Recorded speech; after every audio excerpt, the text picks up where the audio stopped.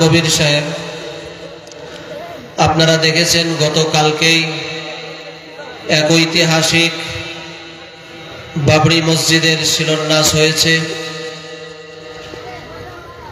শুধু ভারতবর্ষ নয়, সারা পৃথিবী সে শিলান্যাস দেখেছে, মানুষ দোয়া দিয়েছে, অভিনন্দন জানিয়েছে। যিনার নেতৃত্বে শিলান্যাস হয়েছে তিনি আজ আপনাদের সামনে উপস্থিত। এর জন্য আমি বলবো জনাব হুমায়ুন কবির সাহেবকে যে আপনার মূল্যবান বক্তব্য আপনি পরিবেশন করুন। আসসালামু আলাইকুম। আমার ভরতপুর বিধানসভার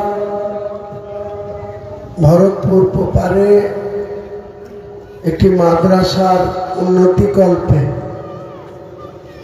মাওলানা ইউসুফ সাহেবের উদ্যোগে আজকের যে জলসা মাহফিল, সেই মাহফিলে অত্যন্ত ব্যস্ততার মধ্যেও আমাকে কিছুক্ষণের জন্য আসতে হয়েছে, কারণ ওনাকে আমি ওয়াদা করেছিলাম যে নিশ্চয়ই অল্প সময়ের জন্য হলেও আপনার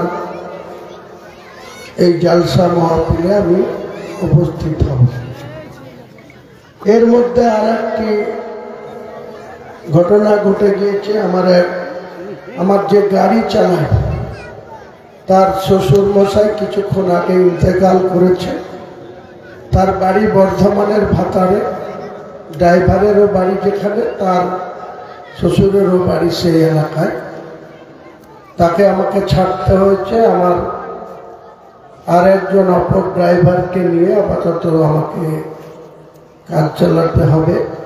কালকেও প্রোগ্রাম আছে, পরশু দিনকে বাইরে যাওয়ার প্রোগ্রাম আছে। তো যাই হোক, মুসলমান সমাজের এই যে জালসা মাহফিল, ওয়াজ, বিশিষ্ট বিশিষ্ট কোরআনের হাফেজ, মুফতি, মাওলানা, কারি, এনারাই কোরআন থেকে আলোচনা করেন, কোরআন হাদিস থেকে আলোচনা করেন, কোরআনের আয়াতের তর্জমা করে সাধারণ মানুষকে কোরআন সম্বন্ধে এনারা বোঝান। অনেকেই এরকম জালসা মাহফিলে থেকে শুনে অনেক জ্ঞান অর্জন করেন, ইসলামিক আদব কায়দায় চলা, হালাল রুজি সেবন করা, হারামকে বর্জন করা, এগুলা করে। কিন্তু তারপরেও বলতে হয় যে সাধারণভাবে কিছু আমাদের সমাজ ব্যবস্থায় কিছু কিছু বিষয়গুলো আছে যেগুলা ইসলাম হাদিস মোতাবেক, কোরআন মোতাবেক এগুলা করা যায় না বা জায়েজ নেই। তবুও কিন্তু আমরা জেনে অজেনে কিছু মানুষ, ইসলাম ধর্মাবলম্বী মানুষ, যাদের গার্জেনরা হয়তো পুরোপুরি কোরআনকে মানেন, তাদের বাড়ির সন্তানরা কখনো কখনো কোরআনের খেলাফ বা সাধারণ সামাজিকতাকে অগ্রাহ্য করে কখনো আমরা কোরআন হাদিসের খেলাফ বা কোরআন হাদিসের মান্যতার বাইরে গিয়ে নবী সাল্লাল্লাহু আলাইহি ওয়াসাল্লামের যে নির্দেশ সেটার বাইরে গিয়েও আমরা অনেক কিছু করে থাকি। সেটা কিন্তু আমাদের ইহকালে করলেও পরকালে গিয়ে তার জন্য জবাবদিহি করতে হবে। পৃথিবীতে যে মানুষ সৃষ্টি করেছেন মহান আল্লাহ তাআলা, সেই সৃষ্টিকর্তা প্রথম মানুষের সৃষ্টি হয়েছিল আজ থেকে কয়েক হাজার বছর আগে। আদম আলাইহিস সালাম, তিনি পৃথিবীতে প্রথম মানুষ হিসেবে সৃষ্টি করেছিল, যার পিতা মাতা কেউ ছিল না। আমরা আজকে যারা মানুষ হিসেবে পৃথিবীতে আছি, সে যে কোনো ধর্মাবলম্বী মানুষ হোক, তাদের কিন্তু পিতা আছে, মাথা আছে, মাথার গর্ভে আমরা পৃথিবীর আলো দেখেছি বা পৃথিবীতে মানুষ হিসাবে জন্মিয়েছি।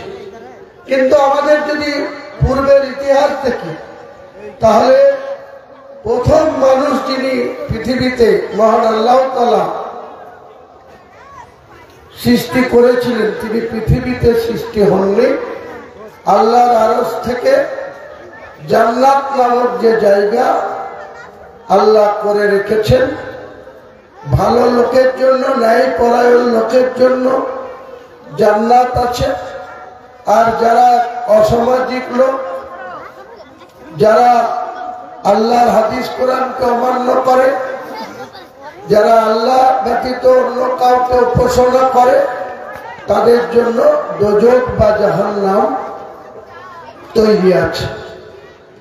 তাই পৃথিবীতে প্রথম মানুষ হযরত আদম আলাইহিস সালাম।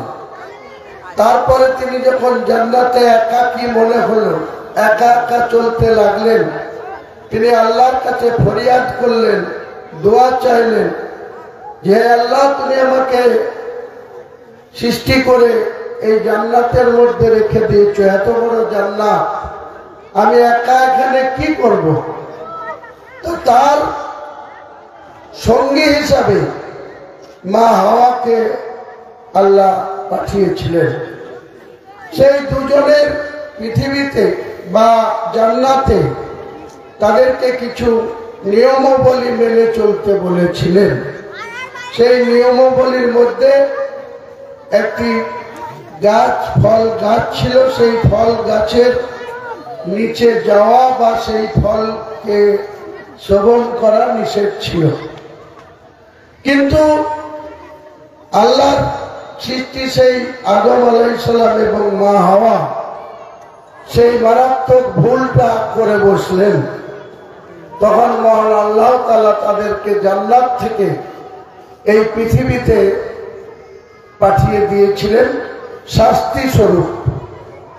আল্লাহকে অমান্য করা, আল্লাহর নির্দেশকে অমান্য করা। তাই সেদিনকে আদম আলাইহিস সালাম এবং মা হাওয়া আলাইহিস সালামকে পৃথিবীর মাটিতে নিক্ষেপ করেছিলেন। সেটা কোথায় এসেছিল? এই ভারতবর্ষে। এই ভারতবর্ষের মধ্যে আজকে যেটা শ্রীলঙ্কা,